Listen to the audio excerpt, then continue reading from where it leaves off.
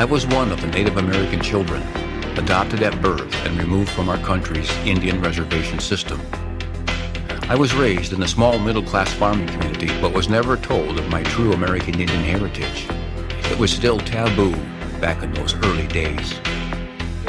The years passed, and in 1987 I lost both parents. While going through their personal belongings, my wife discovered my adoption papers and she began a search. 5 years later, I was reunited with my biological Lakota family, living on the lower Brulé Sioux Indian Reservation of South Dakota. I am a son of two mothers and a product of two worlds that had collided, but I have an equal amount of love and pride for both.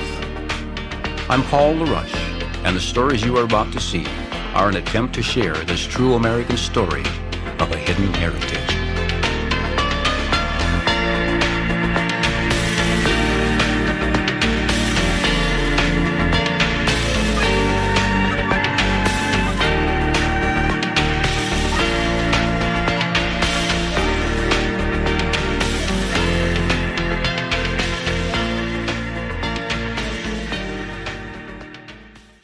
This podcast is coming to you from a small studio here in southwest Minnesota, and I'm here today with Tom Gilmore, former resident of Worthington and a bandmate, and I'm also here with Bill Keitel, who's originally from Laverne, Minnesota. I'm going to let him tell you more about himself, but I think I've got that part right. He's from Laverne, and is also kind of a former bandmate. The thing we have in common here to start this off, and I'm going to take this a couple different directions, but one of the things we have in common is, of course, music. We did play some music together, and Tom yesterday told me a little bit about his early memories of music here in Worthington. Bill, I'm going to pick your brain a little bit, and I'm going to ask you what the music scene was like, according to your memory banks, back in southwest Minnesota, back in the late 60s, early 70s, maybe on up into the 80s. Just let me have it. Hey, Paul, thanks for the opportunity of showing up at your studio. Enjoy being with Tom and Paul here. What a treat. I grew up in Laverne, and in high school, I played it was kind of a curiosity. I worked in a music store in Laverne that in high school, though it was a smaller town, it had a music store that sold big band equipment. So large amplifiers, Fender and Gibson and Sun and Custom and all the brand names. So we had a lot of garage bands that came all the way from Sioux City all the way to Mankato. That was about the territory. There wasn't a larger music store in Sioux Falls at the time. And he also was a booking agent. But the curiosity is I played in a rock and roll band in high school, and we played in every town in eastern South Dakota. And it wasn't that we were that good. It's that all the other bands knew 3 chords and we knew 6 chords. That was pretty good. I don't know if I know 6 chords today. Yeah, it was Thomas Booking Agency, Jimmy Thomas, and he owned the Showboat Ballroom in Lake Benton, and we would play there every 6 weeks. That rings a bell. My claim to fame was Little Richard. It was Chuck Berry. Chuck Berry played at the Showboat Ballroom, and we were making pretty good dollars back then. When a week's worth of work for a high school kid was maybe $25 to $30 a week after school, we would earn that giving guitar lessons, and then we would go out on weekends and earn the same amount 1 or 2 nights in a row. Well, Chuck Berry came to town, and it was our turn to play the Showboat Ballroom, and they needed an opening act for Chuck Berry, but we just got a minimum wage there of, I think, $25 a night. And Chuck Berry was at his all-time low at that time. Wow. And we were going to be the opening act, but Ivanhoe, Minnesota had a prom, and they paid more money, so we could get paid $30 or $35 each per night. And so we chose to make $5 more per night and didn't open for Chuck Berry. So that's kind of my claim to fame. It's a good one. I'm the guy that didn't open for Chuck Berry. I wouldn't hold it against you, but I don't think we should let Chuck know. Oh, man. He might not find that. Bill, what was the name of some of your bands back then? The band it was called Pandora's Box. And there were a couple other names and a couple iterations. And it was kind of a curiosity. Jimmy Thomas he was an honest-to-goodness booking agent. And in the early mid-'60s, he booked a band that nearly got to number one, and it was called DJ and the Runaways. They had a song called Peter Rabbit. You remember them, Tom? It went all the way from 100 all the way down to in the top 10, and I think it got to number 2. And when it got to number 2, a British band came out with a song called I Want to Hold Your Hand. Oh, yeah, I heard of those guys. DJ and the Runaways was never heard from again. Yeah. Well, Tom, what was the name of a couple of the bands that you played with? Well, like I said earlier yesterday, I think Aardvarks was one. Aardvarks. And then we moved into a lot of different things, but probably the best name I think that I ever came up with, we called ourselves the Stone Doll of Sister Brute. And everybody kind of wonders where I came up with that. And actually, back then, there was an ad in a magazine, and I don't know if people remember, but Brute was a cologne. Oh, yeah. And that was the term they used in their ad, the Stone Doll of Sister Brute. And I just came up and used it as a name.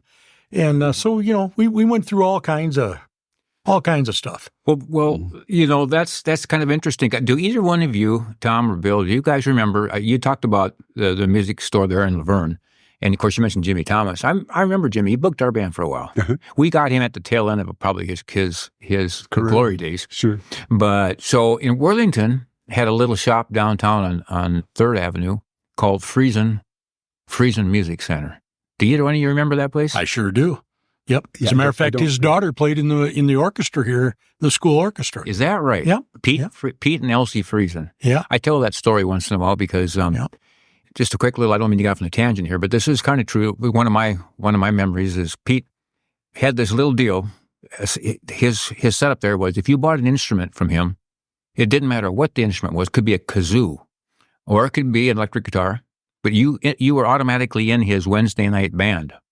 Oh. That got together weekly. What fun. And then people ask me, what did he call the band? Well, I had a name for it. I call it Pete Friesen's Band of Misfit Musicians. Because my recollection was we'd go there on a Wednesday night. I played an accordion at the time, purchased from them. So I qualified for the Wednesday night band rehearsal. And his favorite genre of music was patriotic music. So he'd pull out something like Star Spangled Banner, Caissons Go Marching Along, one of those. And the orchestra would consist of a couple of accordions, a tuba, one elderly lady on a Wurlitzer organ, 2 tap dancers. Now, they didn't play an instrument, but they bought the tap shoes there. 1 baton twirler who came in, kind of got her pirated her way in. 1 guitar player, a guy named Kenny Fry. I don't know if that rings a bell. You had a baton twirler in your in the band.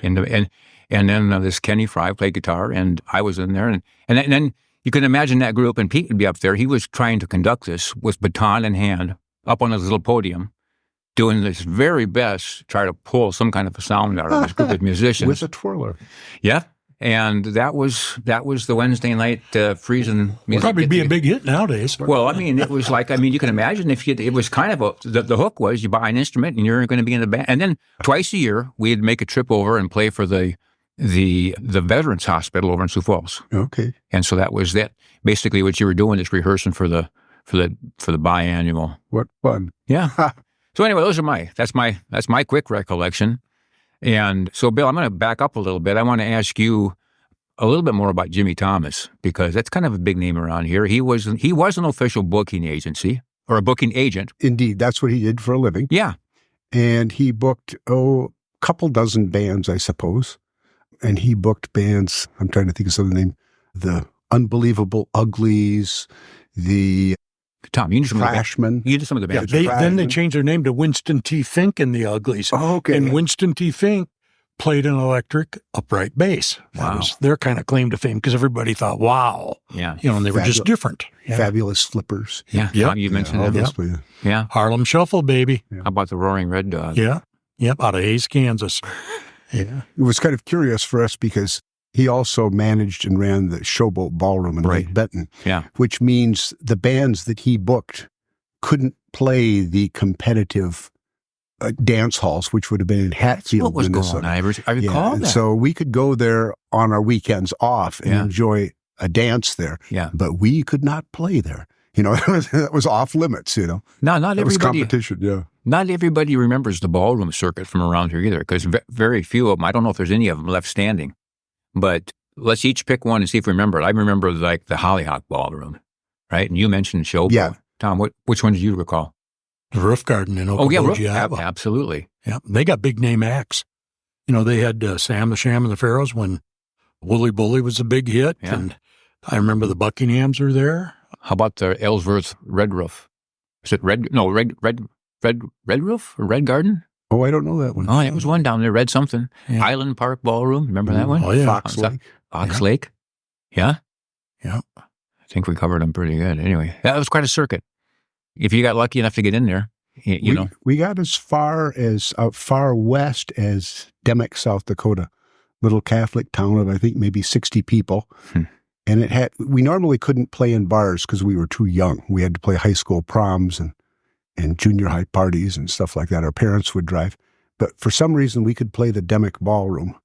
And even though the town was 60 people on a Saturday night, there would be 500 or 1,000 people at the dance hall. And the thing that I remember about it, it actually had an honest-to-goodness wire cage that the musicians would play in. It was actually had that chicken wire cage. And there was a reason for it, because keep in mind, this nice little Catholic town, on a Saturday night, it got so wild that when the dance was over, they would come out on the ballroom floor with 55-gallon drums and scoop shovels and pick up all the beer cans and beer bottles, scoop them up. Well, I mean, if anybody's just listening to this right now, we're talking about the music scene back in southwest Minnesota, northwest Iowa. We're coming to you from Worthington. So this area, we're talking about what it was like back it was a pretty healthy music scene back in the late 60s, early 70s. The two gentlemen I'm with were both musicians themselves. And Bill, I got to ask you, before I switch subjects here a little bit, I recall you, and one of my best memories is you being in a band. Hopefully it's not just a memory of mine if I dreamt this, but I remember a band called Bitterwood. Oh, sure. Does that ring a bell? Yes. You were in that band, weren't you? Yes. Let's see. There were two people from Worthington, Neil Ruge and Terry Graff, and Chris Schoen had just returned from Sweden as an exchange student, as I recall, and he had been in the original band that I had played with it for 4 or 5 years, and we formed a band for a short while. I think I just left the University of South Dakota and eventually wound up in Worthington. It was a really fun band. We felt like it was a little more accomplished in some of the things it did, but we really were kind of we weren't connected with a booking agent as hard and fast as we should have been. So we really didn't travel much with that band. If you were to pick a year out that the band was kind of at its peak, what year would you pull? 69. Okay, that was going to be my guess. Yeah. So that would have been, for me, that would have been late junior high years. Mm-hmm. And the reason I bring that up, I wanted to ask you, is because one of the things that was kind of common back in those days was that there was usually a band, in age-wise anyway, and basically in talent, that was a little bit ahead of you. And what that would do to you and your bandmates was make you work a little bit harder. You wanted to emulate the band that was up on the next rung up the ladder. And so I guess this is a compliment, Bill, but we always figured you guys were up a couple notches there. Oh, and we did our very best to emulate what you guys were doing. And I don't know if we pulled it off or not, but that's what I remember. I think you have every reason to stand tall and proud, Paul. Man, what a journey you've had over the years. It's been fun. Both Tom and I would relate to this, but it's been fun to watch you and your family and your bandmates travel the world.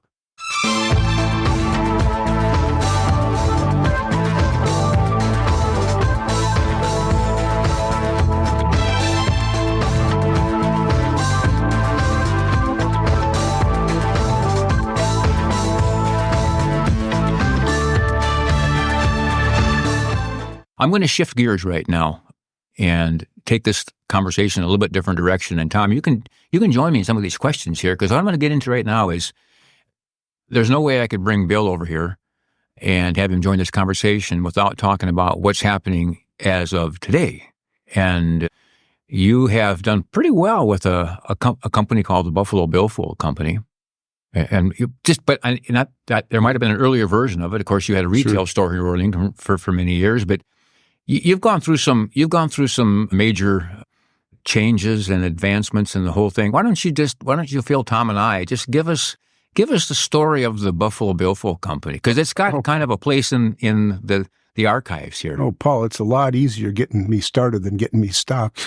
Well, I'll take care of the stopping part. Okay. Both you and I, about 25 or 30 years ago, set out on a strange and curious journey. I started working with I'd been working with buff cowhide and leather for 25 years, and then I had just switched over to buffalo hide. You came into our shop about 30 years ago. My Lord. And you were doing one of two things in the course of 6 months. You were settling your family's affairs, and you also had stopped in the shop, and you said, Bill, I got to get out of this band business because I got a family to feed. I'm in Apple Valley, I believe, and I need to earn a living. And this was before Brulé. Within a month later, you came back in the store and you said, Bill, I've been going through my family's papers and I found my adoption papers. And I'm full-blooded Lakota Brule, correct? Yeah. Is that right? And I think I might have something to say. And, Paul, that was the best thing that, it really was just a profound moment in my life, just listening to you find this out about yourself. And you eventually went out on the road. And the curious thing is I did the same thing. At that time, approximately that time, the main street of Worthington was being torn up. The economy was changing. The town was changing in demographics. And a little leather shop in a town of the leather shops didn't survive in towns of 100,000, let alone towns of 10,000. But we'd had unflagging patronage here that was kind of waning a bit. And that's when we decided to go out on the road and do kind of a road show. And we travel 3 months a year doing juried art festivals. And because of that, we've had the good fortune of running into you in Denver and Phoenix and Scottsdale and Tucson, Cave Creek, Carefree, Wickenburg, Tucson, Tubac, every town and area out, and it's been a real delight. We've enjoyed it. Now, what was the craft of your specialty during this period of time? Well, we just make wallets. We're the Buffalo Billfold Company, so wallets were an important part of belts and purses, and we did some kind of exclusive things where we would sign and number them, and those were flight bags, which were designed back in the early 1940s, and they were designed specifically for flight crew and pilots. Yeah. And we like the design. I like history, and I like emulating history. And so we deconstructed this bag, and we made leather flight bags out of buffalo hide, and we would sign and number them, and they were expensive. It was a full half of a buffalo to make one of these things. Wow. But yet we got kind of a niche market. The 737 and 747 pilots think they're the coolest thing around, and we sell a bunch of them. And we could hardly afford to make them, and yet they seem to be able to afford to buy them. So we kept making them, and I think we're up to, I'm just trying to think, we sign and we number each one that we do, and I think we're up to over 175 now. So wow. It's been fun projects. And well, I'm naturally curious about the buffalo hides themselves. How do you acquire what's the process of coming up with the raw material here? Well, we go through quite a few more buffalo than you might expect. I have a broker that buys buffalo hides throughout the West. He contacts ranchers and also slaughterhouses. Bison come to the market once every 18 months to 2 years. And we contract tan. We have our own tanning process, but we contract tan with a couple different tanneries. And we go through, somewhere between 30 and 50,000 square feet of buffalo hide a year. Wow. And we sell our products in Yellowstone and Grand Canyon and Death Valley and just recently the Smithsonian in Washington, D.C. So yes, that's really exciting news. Tell Tom and I a little bit about what... oh, man, you're turning this into the Buffalo Billfold show. But, it's all right. It's good advertising. Yeah, it is. Yeah. We got a phone call in November, and we have maybe 100 different people, wholesale accounts that we sell products to. And I always like to sell in museums. And not always that they sell the most of our products, but it lends some validity and credibility to what we do, I feel. And got a phone call one day from a museum and said, we'd like to hand you our products. I said, that'd be great. Where are you? And he said, well, we're the Smithsonian in Washington, D.C. And we're putting together in our gift exhibit, we're a gift store, we're putting together a American craftsman exhibit. And we've chosen you as the person that does the leather goods. And man, I'm kind of excited about that. And it was quite an involved process. It did take us, the Smithsonian is not a small place, and they have 30 different museums. And we had to kind of jump through the various museum hoops with, probably 4 to 6 different people that had to be part of the process. And as of Christmas time this year, they've just opened the exhibit, and we made the announcement this January. We had enough stuff going on, but it's an honor. It's a big museum. The Buffalo Billfold has a little shelf that's maybe 4 feet wide and 1.5 feet deep, so it is. Well, but it's still a big, it's still fun. Yeah, well, I'll ring your bell a little bit, even though it might be 3 or 4 feet in size. It gets a lot of recognition, I would guess. Yeah, I know really, the Smithsonian a little bit. I kind of joked with him. I said, "Man, why didn't you? Where were you 20 years ago?" I mean, man, we can all say that one, right? Well, thank you, Bill. Congratulations on that. Thank you very much. Well, and Paul, I'll tell a story. Don't minimize that, Bill, because I'll tell you, when this gets back to Paul, we were standing out in the main lodge out in Yellowstone, and I was sitting there looking at, I like music, so I'm sitting there looking through CDs, and all of a sudden I see a Brulé CD there, and I can't tell you, I just got this big smile. Isn't that fun? And and Fear said, "What are you smiling about?" And I said, "Well, there's Paul. I mean, he's made it. When you make it to the Grand Lodge in Yellowstone, you've made it." And, it's kind of fun when you kind of grow up with people and you separate for a while, but you never really lose contact. And, I think that gig that Paul and I did this December just kind of proved that, and I can relate to your chicken wire thing because I was nervous about that. And I thought, am I going to have to string some up in front of the drum set so I don't get hit with anything? But it all worked out. But so it's kind of fun when you see people like you started with the cows outside. Now you got an exhibit in the Smithsonian, and I'm the one that's just the lowly trucker. I'm sitting with all these famous guys, but it is a lot of fun. Tom, you really mentioned that is that the fact that you can see Paul's and Brulé stuff anywhere you go in the U.S. just about. I stumble it across places and all of a sudden, and it really proves that it is a connection with us. It's with a connection with our town. It's a connection with our friend Paul. Music really does make the world a better place. And he's contributed to that. You guys are too kind, but you do stumble across that music in the darndest places. I happened to see one of our CDs online, Amazon, and in rare music collections, and it was in the discount bargain section of the of the Amazon music. But anyway, so no, that's just a little side note. But listen now. For anybody who's tuned in here, we have talked a little bit about the early music days back in Southwest Minnesota. I'm here with 2 other friends, and bandmates, Tom Gilmore, Bill Keitel. We're going to shift gears a little bit here. I'm going to take a short break, and when we come back, I want to have a kind of a discussion here about something that's kind of near and dear to me, and that would be the Native American culture. And I think we all have some common ground when it comes to that topic.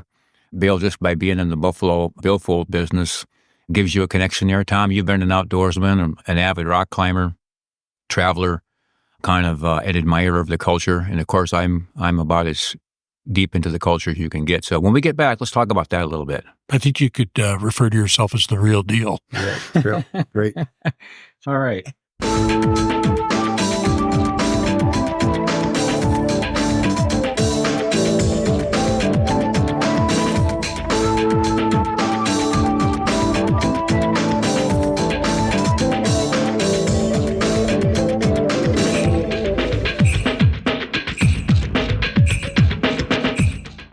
So, okay, we're back right now. I'm back with Tom Gilmore and Bill Keitel.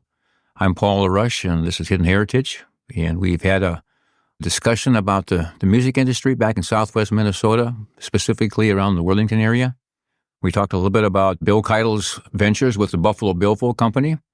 My buddy Tom Gilmore is here. He talked a little bit about some of the early days in music and I'm going to give this discussion a little bit different slant. I mentioned that we'd talk some topics about the American Indian culture, and I'm going to let you guys kind of do the questions at this point. And a lot of times, most of my discussions tend to be around music and the music business, and not very rarely has anybody really kind of picked my brain about some of the curiosities within the Native culture. So, with that being said, guys, it's all yours.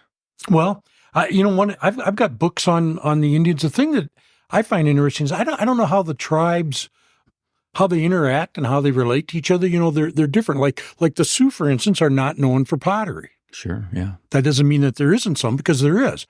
But then you look at the Navajo, and they're famous for that. Then I lived out in Reno, Nevada for a while, and the Washoe tribe, which is a small tribe, they're very famous for baskets.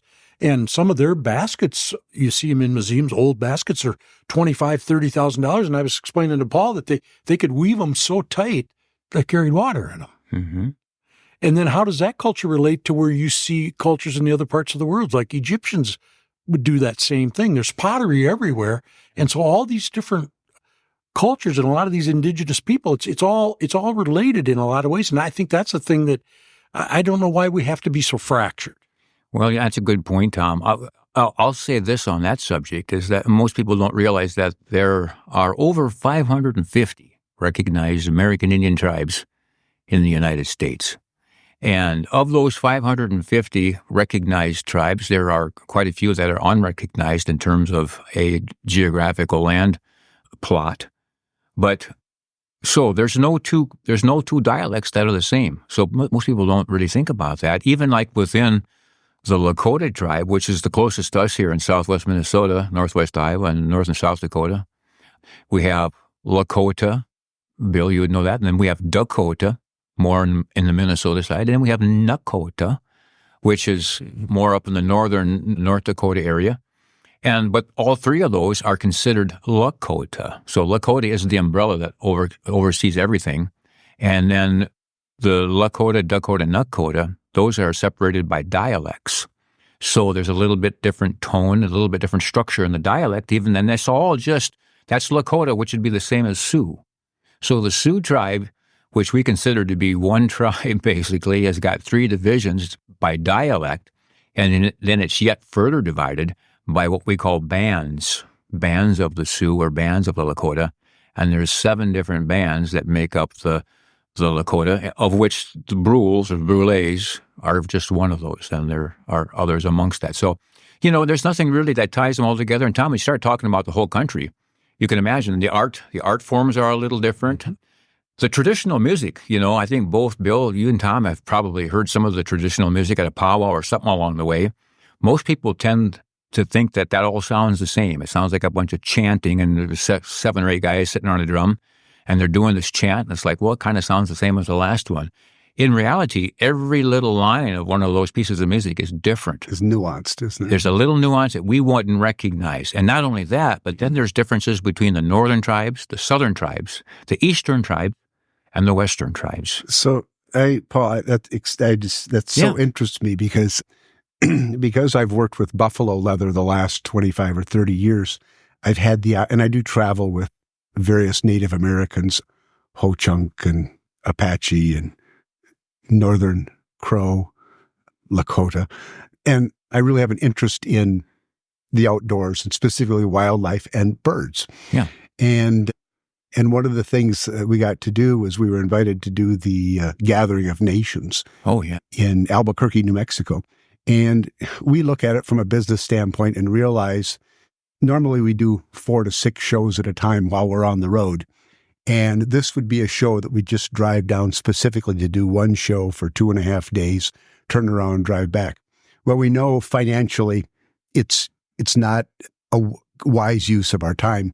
And yet I'm so interested in Native Americans and their use of the way they use animals, feathers in particular. When I think of the northern Siouan tribes doing different types of dances, you see a dance that emulates the prairie chicken. Yeah, absolutely. Okay. Those. I'm a student of anthropology, and the word for that is zoomorphism. I didn't know that. And zoomorphism is the human emulation of animals, and in their relationship to even religion and many different ways. But the headdresses that are worn, you can see in Chinese cultures where the shogun wears a helmet that looks just like the back of a falcon, And so I decided, I don't care if I'm going to make any money or not. I want to go to the Gathering of Nations because there's native dancers from all over the Americas. Right. Americas. And I want to document what kind of bird feathers they had. And at the time I was writing a little bit for a regional newspaper, and I was able to get a press pass to get on the dance floor. Sure. And oh man, I had a great time. What got me really interested is when I was doing a show that you were headlining in. It was in Milwaukee called Indian Summer? Indian Summer. Yeah. Indian Summer. And I took a picture of a native gal who had a fan that was made of red-tailed hawk feathers. Sure. It still just burned in my mind. It is it's the most beautiful natural object that I've seen, And so I headed to Albuquerque to see what other kinds of feathers I'd find. That was the great part of the amazing part of the story.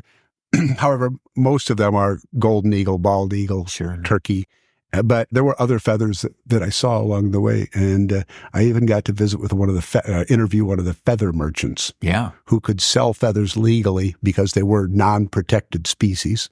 It's a pretty big deal. Yeah, it was really fun. I really enjoyed it.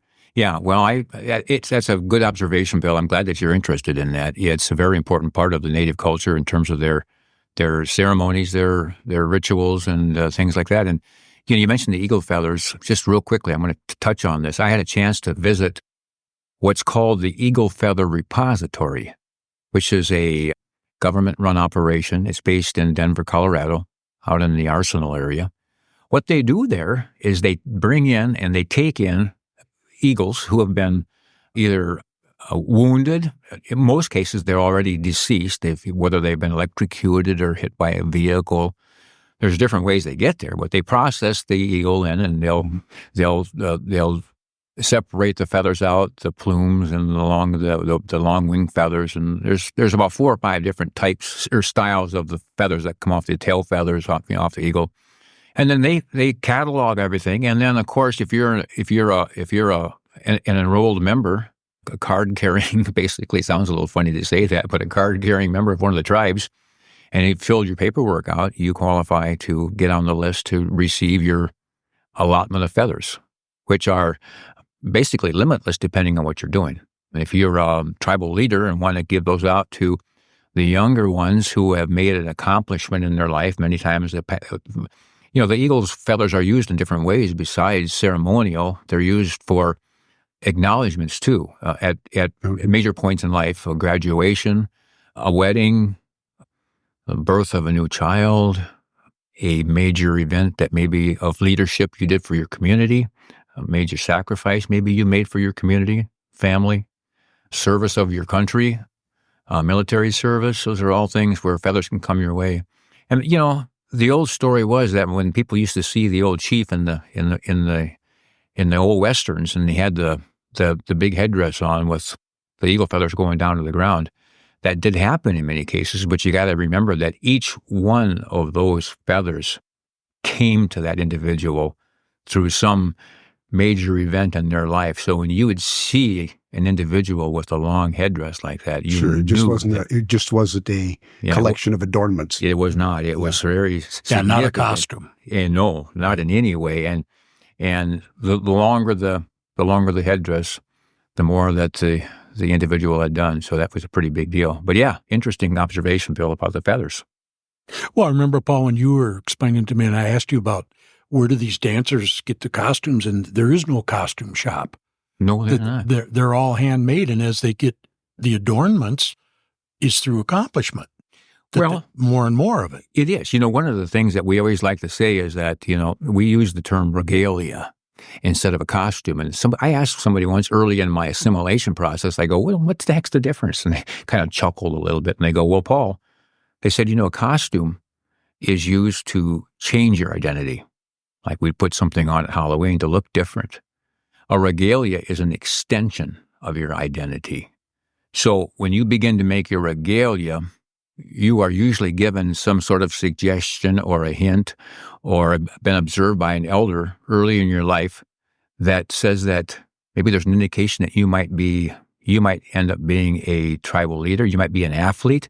You might even be one of the hunters that we rely on for our wild game. Anyway, as you go through your life, those kinds of observations are made, and that kind of starts to dictate how your regalia is made. Oh, interesting. So your regalia becomes part of who you eventually are over the course of your life, and that's why a regalia, the actual work on it, never ends from the time you start it until your last breath. And most of them are made by the dancer themselves, right? Many or times. Maybe a family member, but if you're not good at sewing, but it's not uncommon to be gifted a small part of your regalia. Sure. For instance, Bill mentioned the feather fan. That's a very significant item, especially for the women.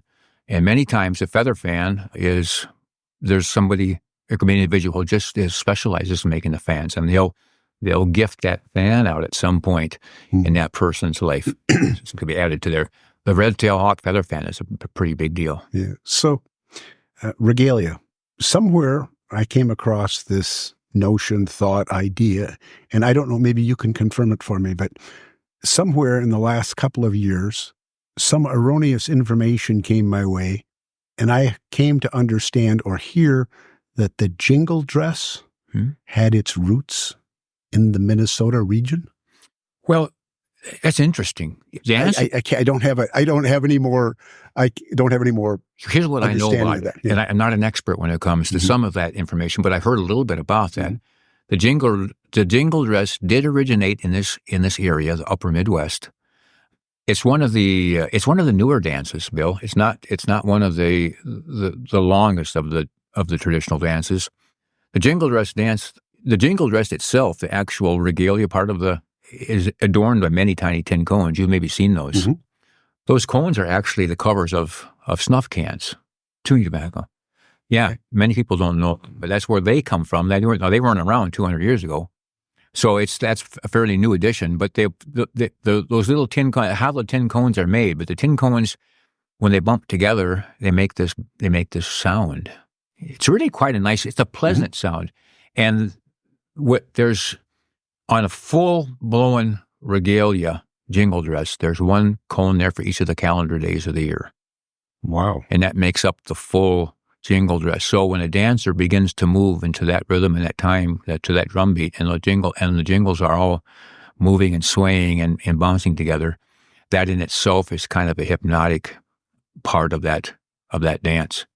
It's really pleasing to listen to. But when you know more, when you're aware of some of that stuff, you kind of go, well, that's really pretty interesting, that, you know. And so when the young dancers start off, the young dancer might start with just a little dress and maybe 25, 30 cones on it, just to get going. Mm-hmm. But in its full maturity, wow. Yeah. It's really interesting. Fascinating. Well, it's like I say, once you're steeped into the cultures, my assimilation process, which I call, Bill, you probably appreciate this, which I to this day call a reverse assimilation, has been very a life-changing experience, spiritual experience, to be honest with you. But I came into the culture halfway through my life. I was 38 years old when I started it, so essentially it's right at the midlife point or close to it. And I knew that it would take the balance of my life, and hopefully I was going to have enough years to balance that out. But my hope was to balance that out with an equal number of years to catch up with the lost time. At this stage of my life, I don't think I'm going to catch up. I might make it years-wise, but I don't think I'll catch up with the assimilation and the educational process. There's just too much to take in that could have been passed along from birth to maybe the age 4 or 5. And of course, those years are hard to recapture. You can't do it. So, well, Paul, you've done a stunning job interpreting your life, your newfound life, starting 25, 30 years ago, whenever that was. You were 38 at the time? 38. Yeah. And you've done it in a way that's been thoughtful and mindful of the needs of everyone. And I think of the words you always, in your vocabulary, you use the word reconciliation. And those are important things in any and every culture. I have a question or two, if I can. Yeah, oh, great. That's what we're here for. And I've thought about this. A few years ago, I had my genetic testing done. And I've seen I first knew you with your original Worthington family. And from there, we got to know you with your Brulé family. And, we knew you were bold enough and determined enough. You left the Minneapolis suburbs and went back to the reservation in South Dakota to raise your kids. Yeah. In the letter. And those have been such incredible journeys. And now, as I recall you telling me, and we always heard you were French Canadian by your adopted parents. That's correct. Yeah, that's what I told. And we always heard that French Canadian. And I thought to myself, man, I've had my genetic testing done, and I got it back in the mail, and it told me where my family in Europe was from. And it was Baden-Baden, Germany. And I knew for a fact that's where, they came up with it just like that in my genetic testing. Wow. Well, I happen to know a bit about that. And what an interesting journey if we could encourage you to consider. Now, are you suggesting a challenge here, Bill? Oh, man, wouldn't that be nice? Tom, do you think we could challenge him? Maybe. Because imagine you have discovered where your roots are, and yet everyone's comes from someplace else. And if your adoptive parents said you were French Canadian, that might have not just been Lower Brule. There may be something more than that. Well, there actually is. I don't know if the answer, is an interesting proposition, Bill. Could we ask your audience what they think about this? Yeah, let's put it out there. Okay, so anybody who's listening to this, chime in and let me know what you think. I'll precede that by just this one little comment here, is that you had mentioned about my full blood, genetic line, and I have to correct that.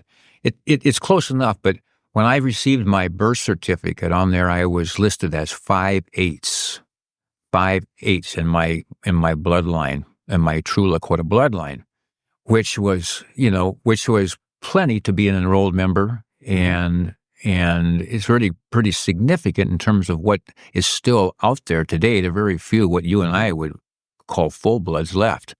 Some of them have just been grandfathered in, even though they're not 100%. They're still grandfathered in as a full blood. Well, so that 5/8 leaves one to believe, well, what's the other 3/8?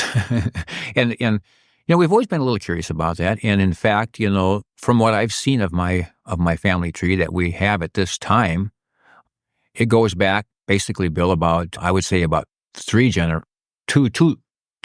to 3 generations I've got information on, and that's as far as we've been able to trace it back. And lo and behold, there is French and French Canadian indications in that branch of the tree, so to speak. So, I don't know. I've been content up to this point with the information that we've got, but by catching me on the airwaves, you've kind of got me thinking a little bit. Yeah, I've actually played a little music in France, and I think of the podcast that you're doing here. I think this is going out to more listeners than just Minnesota and the Midwest. I'm pretty sure you have international people listening to your podcast. Well, there is. Tom and I were just looking at it last night. I showed him some of my analytics up here that we've got, and so right now, as strange as it may seem, the U.S. Canada is in second place. Third is Australia. Fourth, fifth, sixth, and seventh all comes from Eastern Europe. Wow. Including France, Germany, and the UK.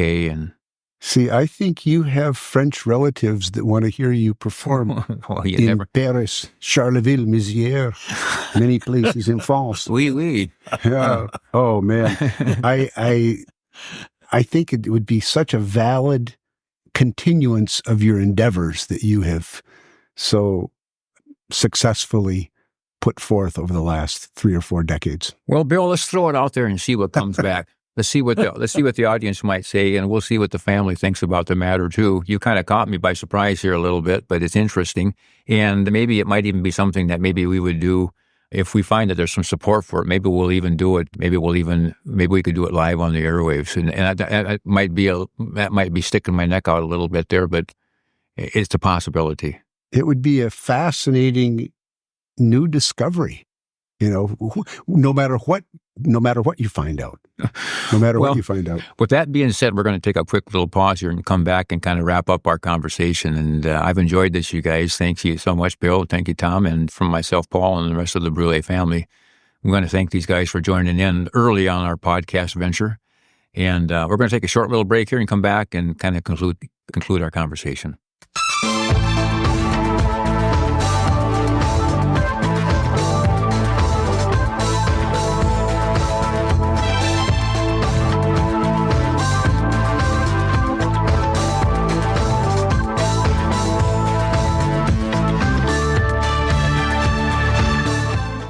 What I want to do is we haven't even really scratched the surface, you guys, when it comes to the culture. And I'm hoping that we can maybe get this group together again here a couple times down the road a ways. But, I want to say something here in kind of conclusion. Bill, you said something when we were off the air here a little bit that I've never heard before. And I'm going to use this. You may hear this being said at different concerts and different events. But when we lived on the reservation, we lived in Lower Brule, on the Lower Brule Sioux Indian Reservation for about 7 years. And then we went back and forth for another 3. So we stayed somewhere in the vicinity of around 10 years. But we had this most humble little place, this little 2-bedroom HUD house really out in the middle of nowhere when it comes to the Lower Brule reservation lands. But it was significant because we were up on a bluff, I suppose about 75 feet above the water line of the Missouri River. And we were facing basically almost due west. And we could look across the river, which is about a mile wide right there. But you could look almost to the length of the river from horizon to horizon, north and south, basically. And it's such a majestic view. But Bill, you said something about another person that you had met that had a $40,000 house and a $4 million view. And I'm going to take that one to the bank, if you don't mind, because that's what we really had out there. We had the most humble place that you could imagine. But it was the most magnificent view to this, and really, I mean, honestly, a lot of Brulé's music, I think, probably came from, significant moments. Really, some of them just standing out there at sunset and watching a thunderstorm passing over. So, but anyway, I've really enjoyed this. Tom Gilmore has been part of the crew here today. Bill Keitel. Thanks for the opportunity, Paul. We've really enjoyed it. Thank you, Bill. Both former members of the Worthington community here, and all 3 of us have had parts of our life in the world of music. And I'm just going to go throw one more thing out here. Bill, you gave me a challenge when it comes to genealogy, which we're going to talk about some more. But I'm going to throw one out here. I'd like to suggest that maybe the 3 of us get together for a little jam session sometime. We could probably do that. Yeah. Come on. I got a roll of chicken wire, too. Okay. Well, sounds like fun. Thanks, guys. It does sound all right. like fun. I want you guys to think on that, and we'll work on that one too. So for anybody who's joined us here, from all 3 of us, we want to say thanks, and thanks for joining us on Hidden Heritage, and we'll be back and catch you on the next podcast. Thank you.